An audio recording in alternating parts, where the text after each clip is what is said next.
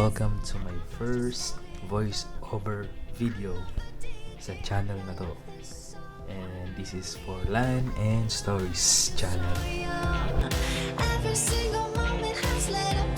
For this video, in-explore ko yung churches na best for wedding dito sa may Antipolo, Rizal. And I spotted 4 churches na best for your wedding day. Here's mine now. At number 4 is the Transfiguration of Christ Parish. This church is located along Quezon Extension, Antipolo, Rizal.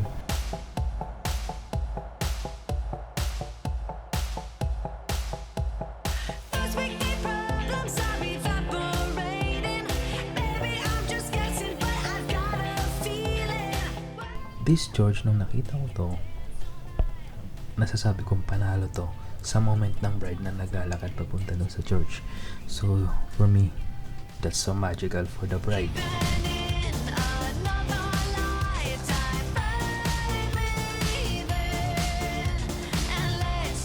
And let's focus on the aerial shot. Sa aerial niya, yeah, maganda siya, but still yes, it's on the top of the hill and isolated siya, green yung area, isolated siya, wala ganong katabing mga establishments sa churches. So for me, this is the top 4 spot na good church in Antipolo, Rizal for wedding.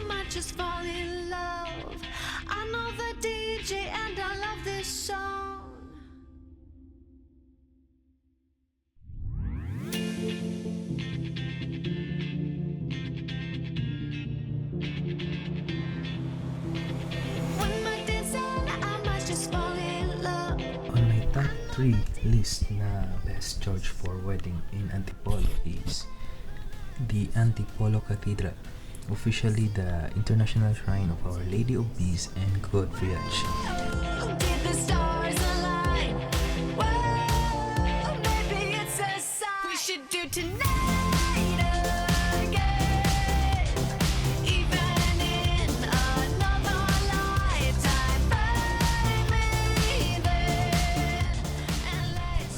Papansin mo yung aerial view ng Antipolo Cathedral, sobrang dami niyang katabing buildings, and syempre kasi shrine siya, so dinadayo siya ng mga devoto ng church na to.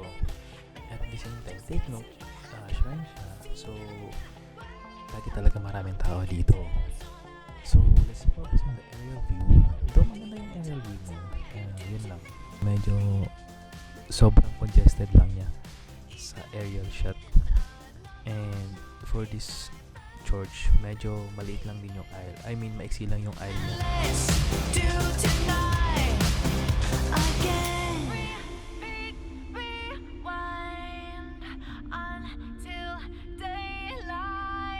And this church, medyo maiksi lang din yung aisle niya for entourage.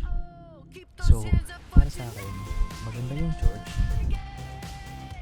or para sa devoto. But for me, sa wedding, maganda siya. Sobrang ganda ng altar nito. But hindi siya ganun kasolid wedding. Just for my own opinion, because I already covered wedding on this church.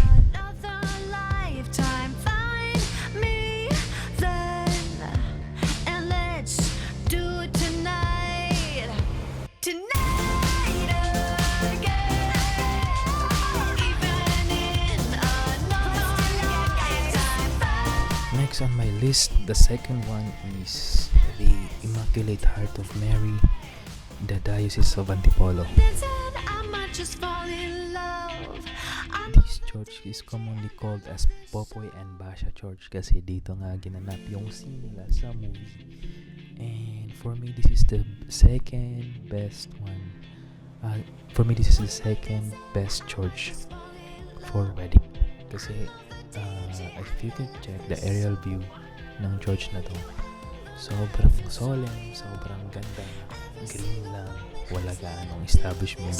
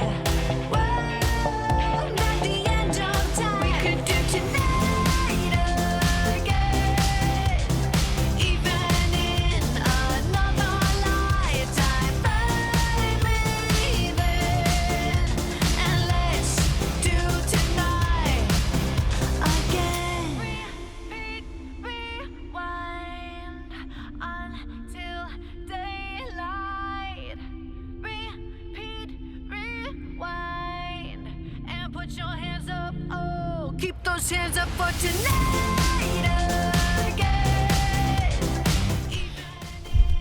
For me, you will gonna have the base camp. For me, this is the second best one. Church for wedding in Antipolo. Tonight again, even in another lifetime, find me there. And now let's go to the best church for me for wedding in Antipolo, and that is the Diocesan Shrine and Parish of Saint Pio of Pietrelcina. Sorry, hindi ako ganun kagaling mag-pronounce, but formerly known as San Pedro Calungsod Parish. I already covered this church, not for wedding but baptism, but still I really like the ambience of this church. Now let's focus on the aerial view. Kung mapapansin nyo yung aerial view ng church na to, sobrang ganda, overlooking yung city, sobrang isolated ng church, nasa top hill, at the same time sobrang magical ng church na to for wedding ceremony. Kasi it feels like you are guys isolated to do your vows, your promises. Maybe it's a sign we should do tonight again. Even in another lifetime, find me there. And let's do tonight again.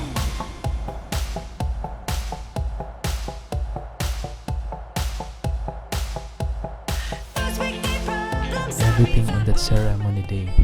Yeah, for me, if I'm going to choose the best church here in Antipolo for wedding, and that would be the Pio of Antipolo Church.